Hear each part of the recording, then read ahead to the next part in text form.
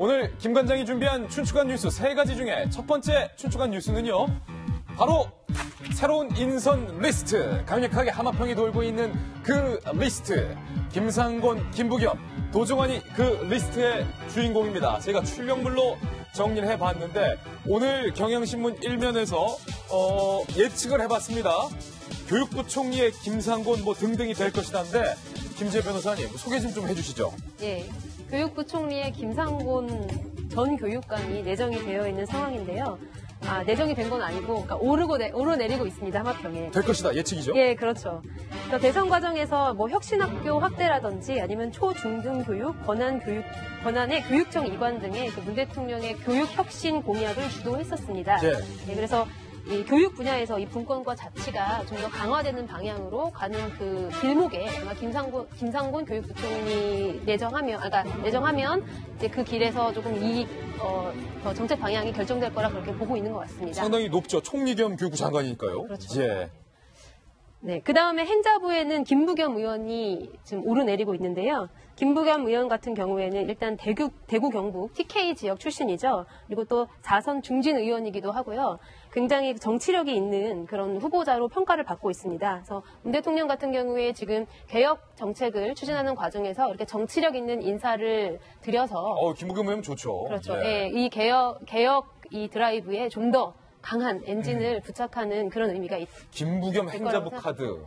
그리고요. 네. 도종환 문체부 장관. 네, 문체부 장관에 지금 도종환 의원이 내정되었다고 이제 오르내리고 있는 상황인데요.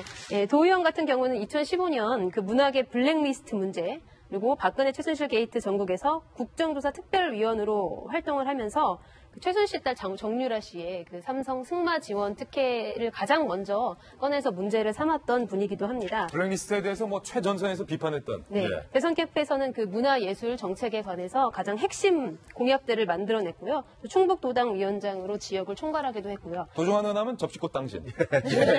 거의 반사적으로 나오죠, 저희들은. 네, 그래서 문체부나 교육부 같은 경우에는 이 문 대통령의 그 개혁 중에서 가장 핵심에 초점이 맞춰져 있는 분야이기 때문에 이제 이분들 등용해서 또 개혁 정치 잘 이뤄냈으면 좋겠습니다. 하여튼 기자 생활 거의 전부를 정치부 취재하셨던 김완덕 전 부장님께서 보시기에 가장 인선평가는 잘하실 것 같은데 이 중에서 저는 개인적으로 김부겸 의원을 행자부 장관으로 임명한다는 거는 좀 눈여겨볼 만한 것 같아요.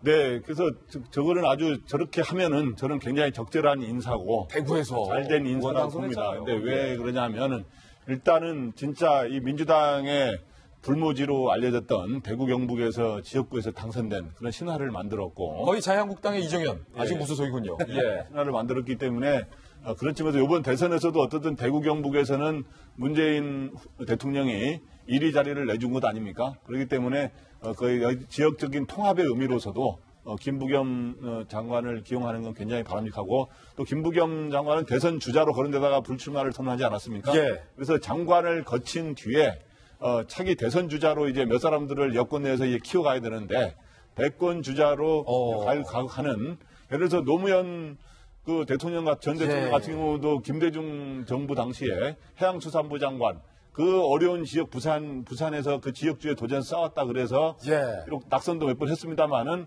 해양수산부 장관 기용해주면서 대선 주자로 급부상을 하거든요. 그렇죠. 그렇기 때문에 그런 여러 가지 측면, 지역주의에 맞서서 어렵게 싸워왔다. 이런 점까지 고려해서 장관을 기용하는 건 굉장히 바람직한데 그중에 어느 장관이냐 하는 건 골라서 하면 되는데 제가 보기에 그중에 하나가 지방 분권이라든가 여러 가지 이런 측면에서 행자부 장관이 가장 적절하지 않은가. 그런데 세 사람 중에 다른 두 사람은 제가 좀 봐야 되겠습니다만은 김부겸 의원은 어느 자리엔가 기용되지 않을까. 괜찮다. 기용되지 않을까. 그리고 그게 바람직한 거고 그거는 저하고 또 학연이 있어서 그렇게 되는 건 아닙니까 지금. 이거 전문 용어로 사자성어로 아주 품격 있게 일컫는 말이 있지 않습니까? 일타쌍피라고.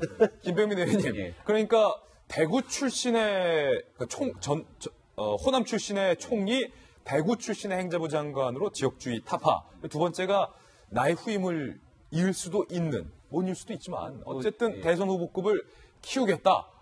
근데 이게 말입니다, 여기서. 하마평 중에 사실은 이재명 시장에 대해서 법무부 장관 설도 나오고 있고, 김부겸 행자부 장관 설도 나오고 있고, 이른바, 더불어민주당 내에 있는 이 대권 잠룡들에 대해서는 다 입각설이 나오고 있는데, 안희정 지사만 쏙 빠졌어요, 지금. 그러게요. 근데 뭐 아직까지 하마평이 나오지 않고 있는 상황이니까 그 앞으로의 추이를 좀 지켜볼 필요가 있다고 보여지고요. 저는 뭐 좋은 인사라고는 보여지지만 김부겸 의원 같은 경우는 사실은 어디에 적재적소에 놓더라도 이상하지가 않은 인사거든요. 근데 문재인 대통령이 사실 저 행자부 장관이라는 거는 자치분권을 강화하겠다는 입장을 가지고 있다면 행정자치분권입니다. 그러니까 행정조직을 총괄하긴 하나 사실상 문재인 대통령이 민주당 정부에서 계속해서 얘기했던 거는 자치분권을 강화하는 일인데 그러면 저는 개인적으로 김부겸 의원보다는 이재명 성남시장처럼 지방자치단체장 출신 인사를 이 행자부 장관이 기용하는 것들이 훨씬 더 개혁적인 상황에서의 적재적소한 인사라고 보여지고요. 도종환 문체부 장관 지금 뭐 이제 하마평에 오르는 거고 후보자도 아닌 상황이 있지만 저는 문체부 장관 후보자는 좀 적절히 고민할 필요가 있다고. 문체부 장관은 반대다. 왜요? 네, 그러니까 지금 나온 인사들은 아주 그냥 무난한 인사들이에요. 의원 출신의 무난한 인사들인데 문화체육관광부 같은 경우는 최순실 국정농단 사건으로 인해서 조직의 사기가 땅에 떨어져 있고요. 지금 당장 올 겨울부터 시작해갖고선 평창 동계올림픽을 치러야 되는 주무 부처기도 합니다. 그리고 실제 이제 문화계 블랙리스트 사건으로 인해서 오히려 과거 이제 블랙리스트, 화이트리스트 얘기가 나오면서 이게 진영 논리로 가게 돼서는 문체부의 부활이라는 게 사실은 어려운 상황으로 일 수 있기 때문에 진짜 혁신적인 참신한 인재를 가지고 문체부를 되살릴 수 있을 만한 전문적인 인사가 사실 저는 문체부 오는 게 맞다고 보거든요. 그러니까 의원 출신의 정말 무난한 인사를 기용하기보다는 적어도 이 세 자리 중에 단 한 자리, 그러니까 문화체육관광부 장관 자리만큼은 정말로 이 땅에 떨어진 문체부의 사기를 끌어일으킬 수 있는 과거 우리가 김동연 장관 후보자처럼 그런 인사를 좀 등용하는 것들이 문재인 정부에 도움이 되지 않을까 생각 갖고 있습니다. 저도 그 김병민 박사하고 생각이 좀 비슷한데요. 사실 이거는 굉장히 무난한 인사라고 제가 이제 인사평을 쓴다면 무난한 인사라고 쓸 겁니다. 그렇지만 참신하지는 않아요. 감동이 없는 인사입니다. 사실 김상곤 전 경기교육감이 문재인 정부의 교육 경영을 굉장히 많이 만들었기 때문에 이거 가는 거는 뭐 당연해 보여요. 실제로 이거를 교육개혁에서 뭐 자사고라든가 이런 걸 폐지하는 그 문제에 있어 굉장히 반발이 크기 때문에 전문성이 필요하고 김부겸 뭐 의원 같은 경우 4선 의원이고 정치 이제 장관 경험이 없기 때문에 가는 게 좀 맞아 보입니다만은 지금 이제 얘기 나오는 도종환 의원이나 아니면 복지부 장관 후보로 나오는 김용익 전 교수 같은 경우는 나름대로 전문성은 있지만은 이 복잡 다단한 남마같이 얽힌 국정 행정을 끌고 가고 특히 문화부 같은 경우는 블랙리스트를 적폐로 이제 규정했는데 그렇다면 이걸 청산하는 과정에서 또 다른 블랙리스트가 만들어지고 과거에 임명된 사람을 다 쫓아내거나 이런 또 부작용도 있을 수 있기 때문에 굉장히 통합적이고 전문성이 있는 인사가 와야 되는데 적절한가 이런 생각이 들고요. 그리고 또 제가 오늘 칼럼에도 썼지만 사실은 인사가 아닐 수도 있습니다. 왜냐하면 지금 제가 듣기로는 그 문재인 정부가 여성 할당을 못 맞춰서 인사가 중단돼 있고 들었거든요. 근데 지금 모든 사람이 남자 아니겠습니까? 근데 문재인 대통령은 후보 시절에 30%에서 내각비를 맞추겠다고 했는데 지금 강요 중에는 강경희 외교부 장관 외에는 한 명도 없습니다. 맞추려면 상당히 많이 들어가야 돼요. 근데 지금 무난한 인사를 기자들이 썼다고 하면 이 와중에서는 30% 비율을 맞추지 못하고 있고요. 그래서 좀 중단돼 있던 걸 봐서 의외의 인사가 나올 수 있습니다.